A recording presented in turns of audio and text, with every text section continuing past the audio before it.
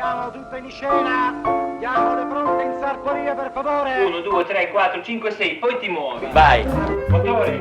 Azione. Alza un pochino la testa. Stai indietro all'inizio. Adesso guarda in alto lassù. Avanzi verso di me. Guarda sempre la mia mano. Non vi va come vi guardo? Non vi guardo. Non vi guardo. Giriamo. Buonasera, grazie.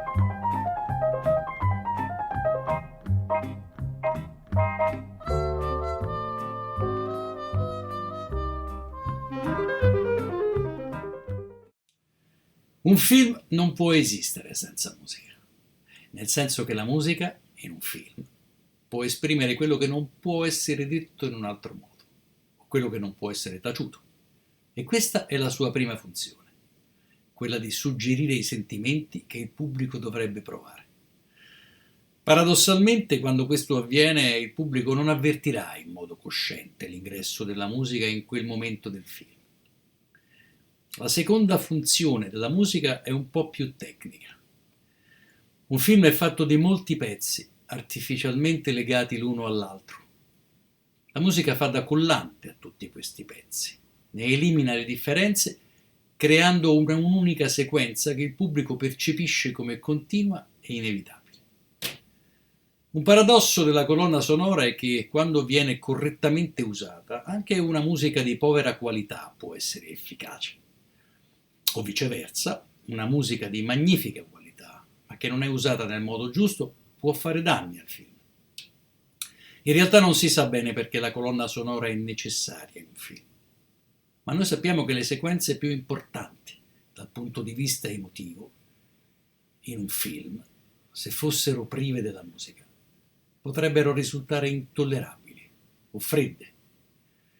Qui adesso seguono 3 piccoli esempi di musica che ho scritto per un film da me anche diretto, dove vi racconto in che modo ho cercato di indirizzare il pubblico verso un mood piuttosto che un altro, proprio per aiutare la continuità e la resa emozionale della storia.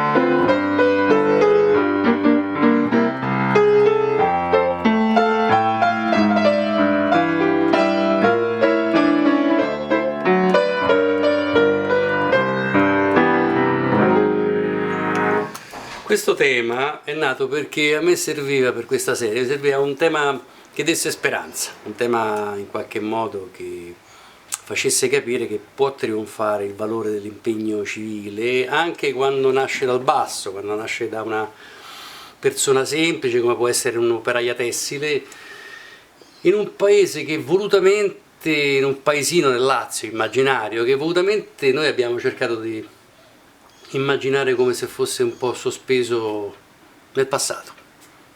L'atmosfera del film è retro, è nostalgica, è un po' anni 50, anni 60, i costumi, le acconciature, i colori. Perché? Perché era un'epoca dove la speranza e il boom economico potevano autorizzare a pensare che l'impegno personale in qualche modo potesse pagare.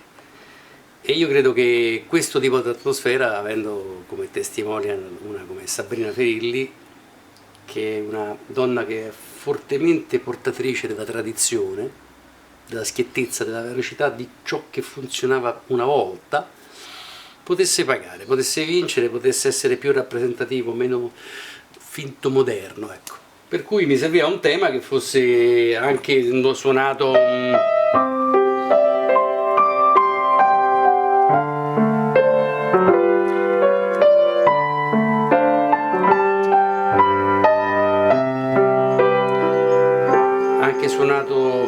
in maniera più dolce, più da carillon, potesse comunque ricordare che lei è qualcuno che se vuole può farcela, può provarci, anche può perdere, ma comunque non è il tipo depresso che si rassegna.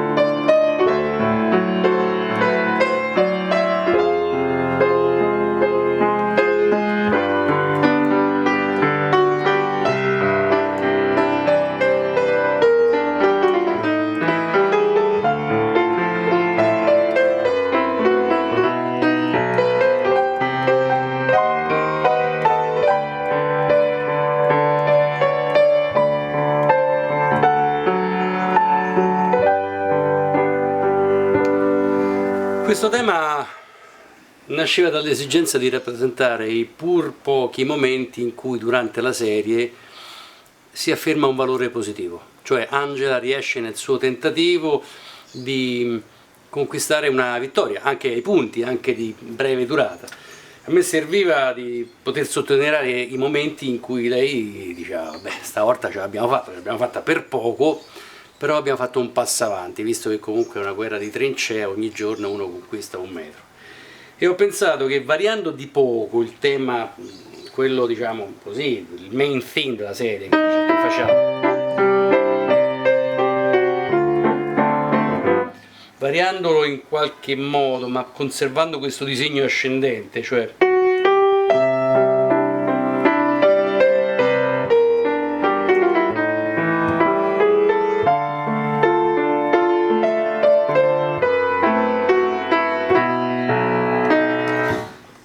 quindi questo tema è una variazione dell'altro con credo, nelle mie intenzioni, un empito di epicità apparente in più dovuta alla soddisfazione di questo risultato raggiunto.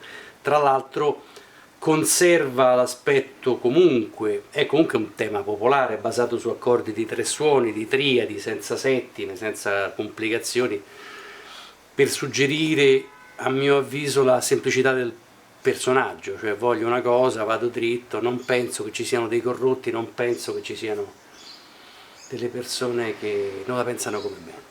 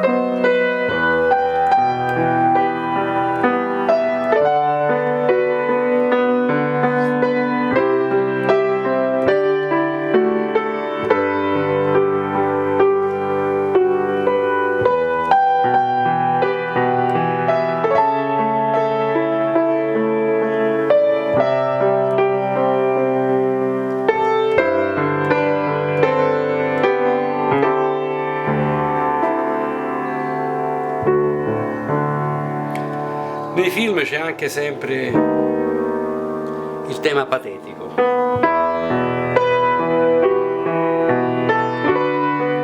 che esprime l'impossibilità di raggiungere un obiettivo, o anche il lutto di chi lo ha perso l'obiettivo che aveva. Io ho pensato che in questo tipo di clima servisse anche qui un tema fatto su accordi di 3 suoni, perché comunque la semplicità anche bonaria dei personaggi poteva rappresentarlo meglio, e in questo caso ci ho messo però a un certo punto la possibilità del riscatto, cioè sì, ok, io sono a lutto perché questa cosa non l'ho raggiunta, perché ho perso una cosa importante per me, in questo caso il matrimonio dei 2 coniugi, il tema si chiama matrimonio finito, però c'è una possibilità di riscatto, però c'è la possibilità di non dichiararmi vinto o comunque di non deprimermi, quindi c'è un momento epico che nasce da questo clima molto patetico. Qui è ancora triste,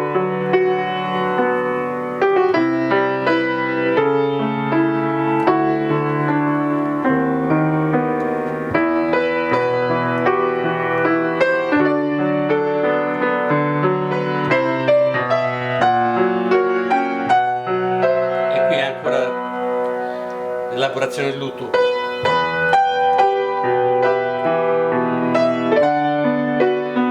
Però qui c'è un risveglio epico.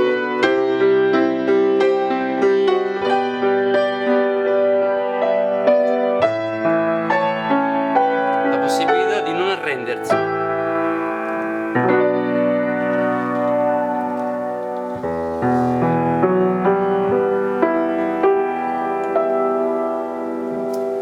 Sperare che prima o poi ce la si possa fare.